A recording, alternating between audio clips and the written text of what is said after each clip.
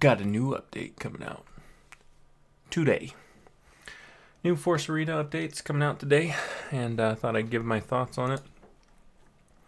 Gonna be 2 new units added: Aqualish Engineer and Wed Dreadwell Droid. So they're basically the same unit, or they serve the same purpose for each faction, and that purpose is that they can repair structures. So they can repair your turrets. And I'm not sure if they're going to repair manually deployed turrets. That would be even more interesting. But it says that it moves on to other structures. So I imagine it will repair any of your damaged structures as it goes along. Here's the thing about these new units. They have a pretty low health pool. So even when you level them up, they're going to be able to die in one AoE spell.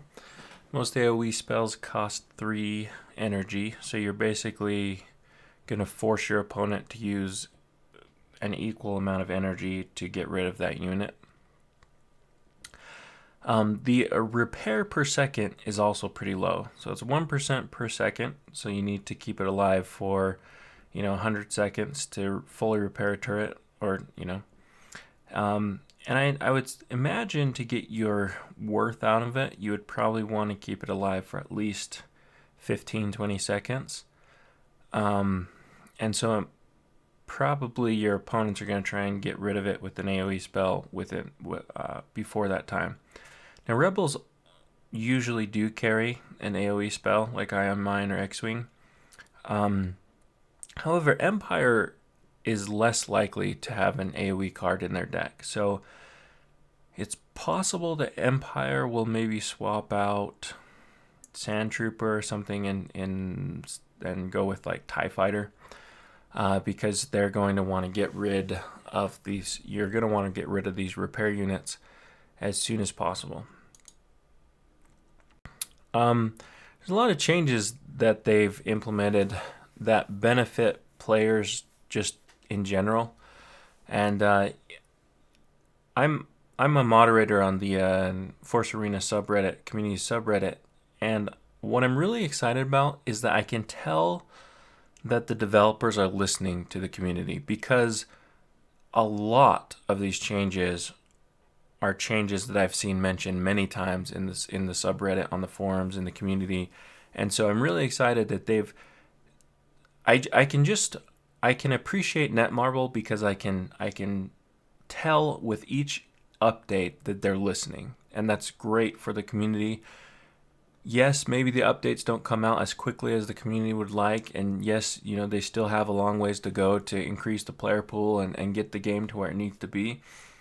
But I can tell that they're listening, so that's good. So first thing they did is they made the season end rewards better by guaranteeing a random legendary leader card. So that's great. The downside is that it's for every single tier, and the rewards between Duracrete, the lowest tier, and Kyber are only 1,600 credits. It's very, very small reward to actually climb to Kyber. So that's what I still don't understand. There's no reward for climbing to Kyber, and there's no reward for climbing to be like the top, the top 10 players of each season. There's no reward at all for climbing, and so I think they need to create some type of incentive for trying to climb as high as you can in the point system each season. Another interesting thing that they did is they made season reset happen every week. So I mean, basically, they're giving away a free legendary every single week. That's awesome. For free-to-play players, I mean, you can be any tier in the game. As long as you're playing, you're going to get a free random legendary card every single week, which is awesome for free-to-play players and the community in general. Next of all, they increased the daily play pack. So you can get 2 play packs per day, and they increased them from a silver pack to a gold pack as the reward. That's awesome as well. Another good, improvement there, just to kind of reward players and more. And then daily missions. So I saw this recommended all over the place. They added daily missions, which is great. Again, they basically giving you more incentives to play on a daily basis. And so you do, basically 5 missions, you get 5 tickets, and with those 5 tickets, you can unlock a credit pack. So a credit pack has the ability to drop between 500 and 10,000 credits. So, I mean, I'm not sure of the distribution, the likelihood of getting each one of these drops, but I imagine you'll probably be getting like 1,000 to 2,000 credits on most of these credit packs. I doubt that the distribution is equal. I don't think there's going to be a 1/6 chance that you get 10,000 credits or a 1/6 chance that you get 500 credits. You probably are going to land in the 1,000 to 2,000 range. But that, again, free things anyone can accomplish. They also increase the number of credits that you get per win. So, I mean, like, people, what's crazy to me is this game is actually the least pay to play or pay to win game for a freemium game that I've ever played. And not only that, Netmarble's just making it way better for free to play players right now. I mean, they're incentivizing the crap out of just being able to play and get tons of credits, get tons of legendaries. I mean, there's literally they're really trying to push the casual player base that's not even spending money to play daily, which is great because I think that's going to really improve the amount of players that just play the game, and they're not investing into the game, but they're the free-to-play players which the game needs for a game to thrive. You have to have that free-to-play player base to I mean, it's a symbiotic relationship between pay-to-play players and free-to-play players. So anyways, it's great. All these things are great news. Beginner's pack, it's basically just it's a victory pack that unlocks in less than a minute or a couple minutes. So that's only for low tiers 1 and 2. And I doubt they have many cards in them. But it'll be nice for brand new players. They'll get some quick cards instead of having to wait for the victory packs to unlock. Guild changes, you can see who is online. This is an interesting change right here. So the friendly matches are now equal level cards. So this is actually awesome, and I've wanted actually an option in game to be able to every single match, if you both vote to have equal level cards, then the point gain and loss would be identical. Because I've actually been really interested in knowing. Basically, now you can actually find out who's the truly more skilled player. There's no more card level advantage. So if you have someone that calls you out, you can challenge them, you can invite them to your guild, and you can have an equal card level battle. And so I think that's really exciting. And I think that's a good change because it not only does it allow you to see where you're at skill wise against another opponent or a guild member, it allows you to better assess how good cards are. Like new cards that get introduced, like Bantha and Dewback, it's hard to immediately say how good or how big of an effect they're going to have on the meta because they're going to be underleveled compared to your old cards. Now you can just hop right into a friendly match with these new cards, and they're all going to be the same level as the other cards. And so it's a really good way to kind of test things out when there's new cards in there. They improved chat a little bit. This is a cool thing as well. They lowered the cost to upgrade leaders, which is a big deal, especially for free-to-play players. I have 2 free-to-play accounts, and I couldn't upgrade any of the leaders because I didn't have enough credits. So now you'll be able to upgrade a leader for only 2,000 credits to level 2 and 3,600 to level 3, which is awesome. Not only that, they're refunding credits for players that already have a level leaders that are upgraded. So I mean, how awesome is that? Like Netmarble is, I seriously can understand. They're a developer that cares about the what's the word that I'm looking for? They want the player base to feel like they're being taken care of. I can tell that, especially just the free-to-play player base, and even to an extent, the pay-to-play player base. I just feel like overall they want their players to be happy.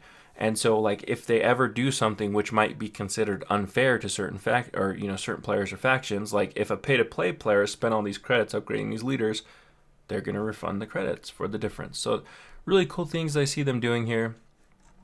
These changes aren't really important. The trade system, look at this, guys. I mean, here's another perfect example.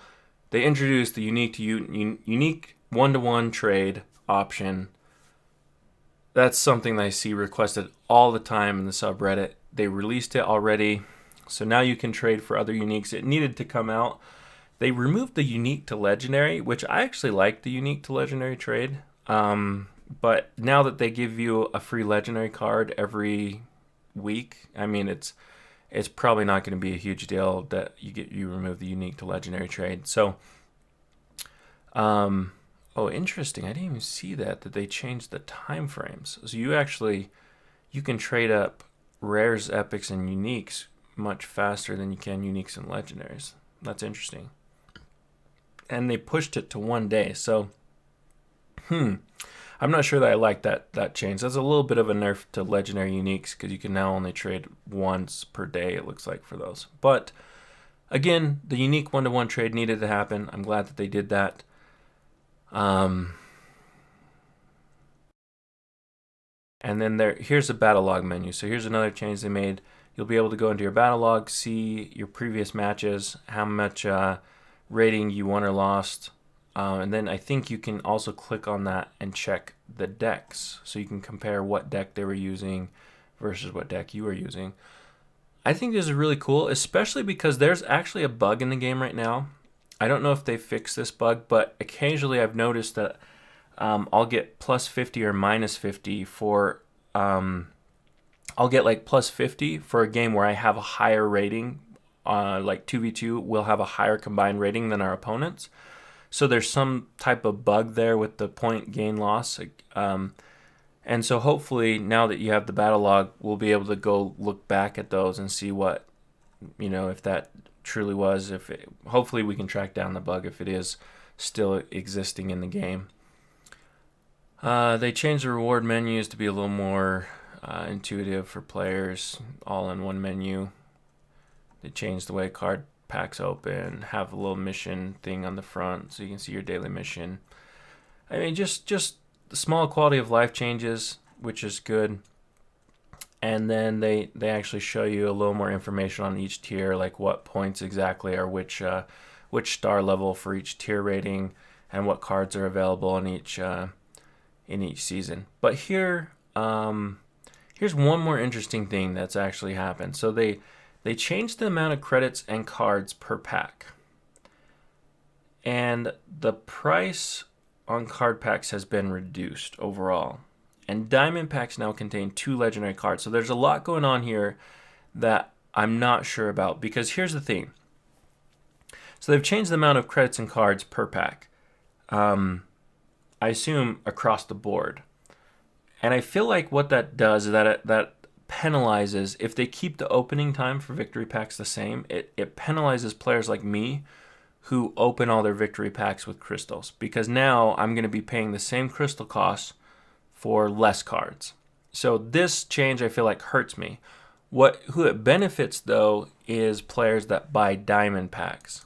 And so bigger whales who splurge on actually opening diamond packs are now going to get 2 legendaries per card. And assuming that the overall number of cards, is relatively the same amount compared to the amount of diamonds it takes to open it,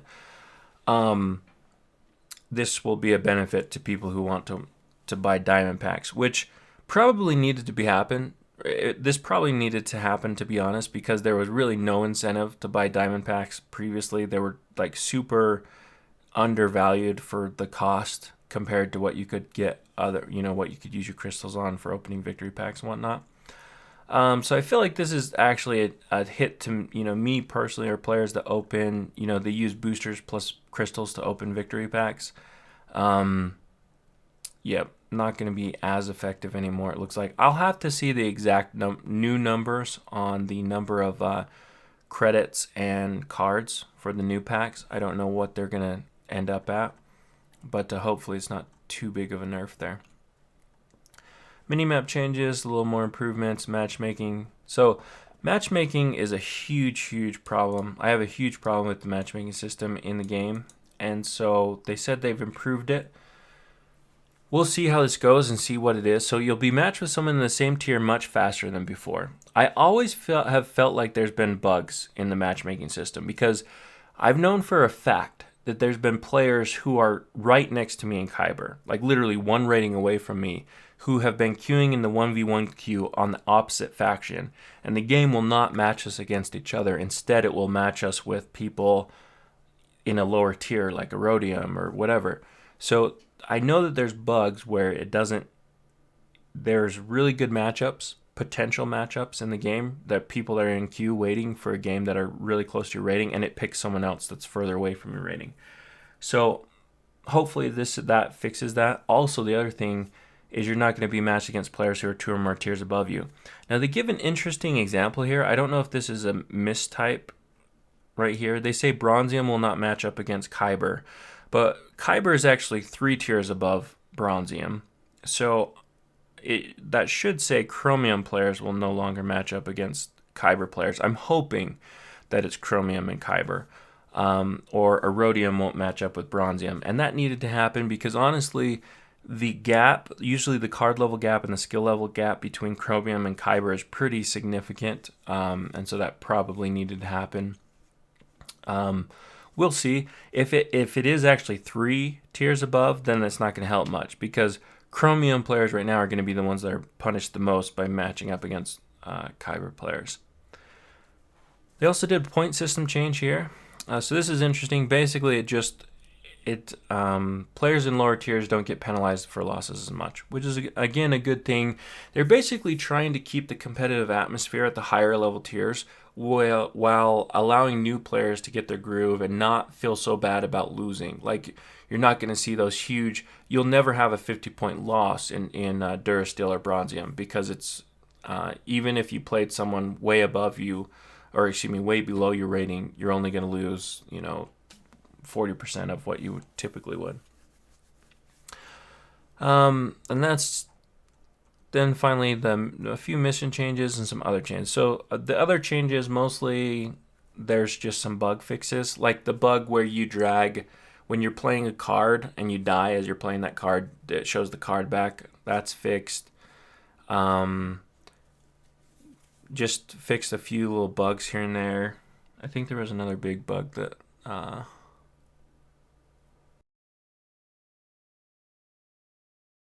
the broken respawn issue. It says it's improved, however, there may still be situations where it's still appearing. So, why can't I see the last text here? What the heck? Maybe because I'm zoomed in. Okay. Yeah, so let's see.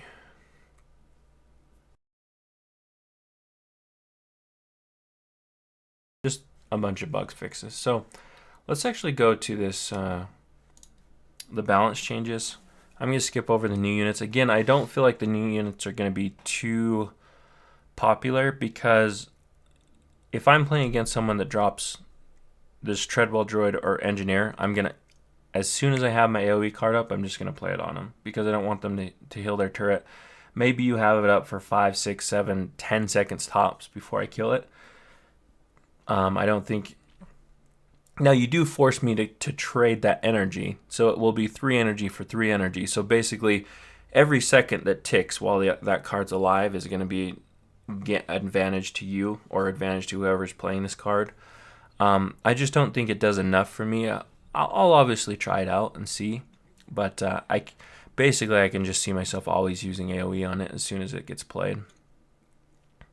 Now, it would be an awesome card if your opponent isn't using any ranged AoE. If they're not, then it forces them to be aggressive to try and take that card out, which would be awesome. Let's go down to the card balancing. So, this round of balance changes, I'm actually a little bit disappointed in, especially with leaders. It looks like they only tweaked 2 leaders, Boba Fett and Base, which are 2 weak leaders. But I feel like Rebel leaders are in a horrible spot, and they did pretty much nothing to Rebel leaders overall.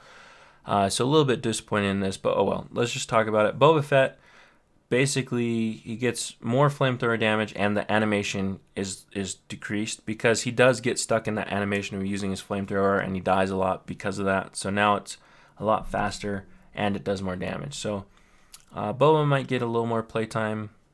They also buffed Slave 1 just a bit by increasing the range for his pulling area. So Boba might come into play. I still don't think Boba's good enough to really see much play because the other leaders are so much. They're just awesome. Empire has so many good leader choices. You know, you have Bosk and Vader and Callus. I mean, they're just really awesome leaders on the Empire side. Thrawn. Baze Malbus. So they increased Baze's base damage, and then his Buster Shot is also increased as well. I've never liked Baze, and on the tier list for our guild, I did like a forum and asked people to fill them out, and Baze is always near the bottom. I don't know. I'll try that out. That is a pretty significant buff there. But again, my issue with Baze is not necessarily Baze himself. It's his passive is just garbage. You have to play Chirrut and keep Chirrut alive to gain the attack speed increase. Yeah, I don't know. I guess Baze is going to be a little more powerful. So now if you're going to take advantage of keeping Chirrut alive in whatever way, he's going to be really awesome when Chirrut is alive. Ewing, this change needed to happen. I was surprised it didn't happen last balance update, so this is good. It's just the same thing as Slave 1 was previously. They dropped the energy cost of Ewing down to 3. If you're running Bodhi, then Ewing is now a valid card. It's a viable card instead of like Ion Mine or X-Wing. You'll have to compare the damage and stuff to see exactly where it fits in, but I think this is a viable card now for sure. Slave 1 was already, after the previous buff where it went down to 3 energy, it was a viable card. Now it's an even better card. So again, Boba players, you should be running Slave 1. Bodhi players, you probably should be running Ewing now. ATST. So they slowed down the attack speed on the ATST. Arguably, the ATST is the most powerful Empire card in the game. So I can see how they would tweak this card maybe a bit to try and adjust there. So it attacks a little bit slower. Now, what I don't understand that they always do this. They did this with the previous change too. Is they also then buff a counter to the ATST. So not only do they nerf the ATST, they buff a counter to it. So the Gigaran Rebel previously was the hard counter to ATST, and it was an awesome unit. And then it got nerfed, and it just fell out of favor. No one uses it anymore. Now they're dropping the energy requirement down to 4. So Gigaran Rebel, it's really strange that they did this. I don't understand it because heavy gunners have the exact same problem. They're too high of a cost and too risky to be a valuable Empire card. So no one really uses them because they can be easily taken out with an X-Wing or an Ion Mine. So they're a little bit too high of a cost there. I feel like they need to take heavy gunners, make them 2 heavy gunners, increase the health on those heavy gunners, and then drop it down to 4 energy and decrease the damage that the heavy gunners do. But anyways, Gigaran Rebel down to 4 energy. He's going to be viable now.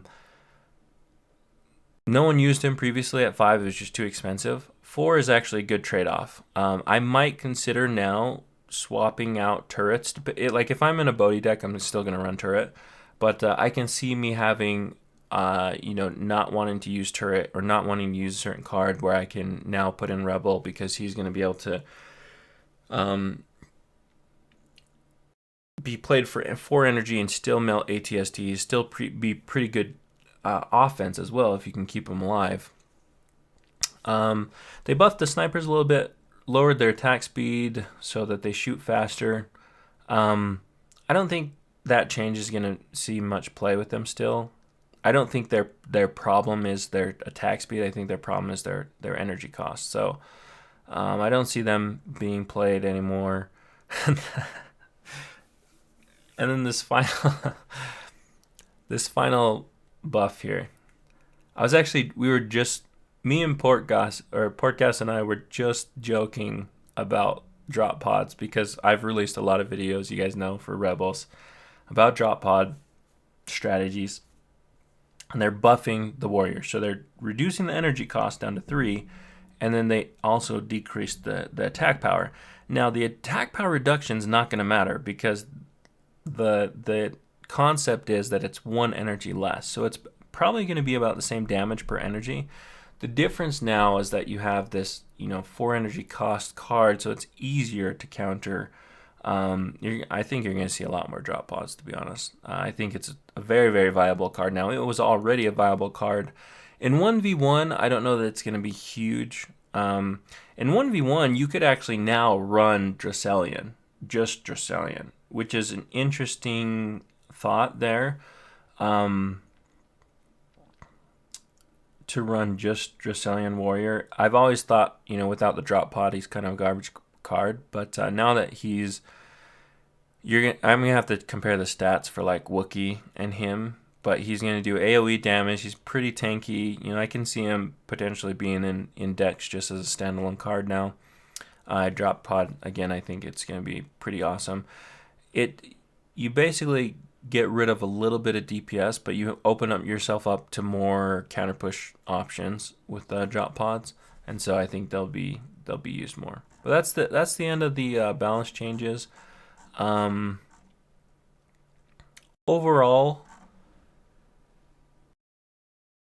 I feel like again all of these changes hugely benefit free to play players. Okay, so I think one of the things that they realize is that the player base is dropping quickly, and so they wanted to bring as many players, back that they could, and any of the players that are still, that are already playing, they want to incentivize them to continue playing. So if you don't want to spend a dime on this game, but you enjoy it, they're saying, here, let's reward you. So free to play players, huge incentives to play the game right now. Which is good because they need to grow the player base first, which is, I think, the core problem with the game right now. I do feel like these changes are not enough to make Rebels. I think Empire is still going to be the stronger faction, and 2v2s will be interesting. We'll see. Because in 2v2s, you're going to have the drop pod buff plus the ATST nerf plus the Gigaran buff. So I could potentially see 2v2 swayed. I still think 1v1s, Empire is going to be the stronger faction. Because in 1v1s, Empire doesn't even need ATST in a lot of situations. It can just run Scooter and be just fine. So, I don't know. We'll see. But I was a little bit disappointed to not see more Rebel leaders in here getting reworked or readjusted. As far as the problems, I'll make a different video on it because I don't think, this video is already super long, but I don't think this is going to fix the core problems with the game. And I don't think these changes are what is really going to make this game take off. I think they need to really focus on marketing, and they really need to maybe rethink how players experience the game, especially with bouncing factions. I think there's always going to be a perceived stronger faction, and they might have to reapproach how the entire game works. Because a game the biggest difference that I brought up was a game like Clash Royale doesn't have factions, and anytime that you have a faction-based game, you're always lopsiding your player base to one side or the other. And so at global launch, everyone was playing Rebels because they were perceived as being overpowered, and they probably were at that point with Cassian and Gigaran. And then post-nerf, everyone has been playing Empires. I don't think these changes are enough. I think more Rebel players, I think already more Rebel players are coming into the fold, because the more times that, we introduce strategies or to figure out strategies that work with Rebels, you basically introduce new Rebel players to the game that might not have thought about playing a certain way. And these slight adjustments are going to mean more Rebel players are out there. But I don't think it's enough to incentivize players to swap at this point.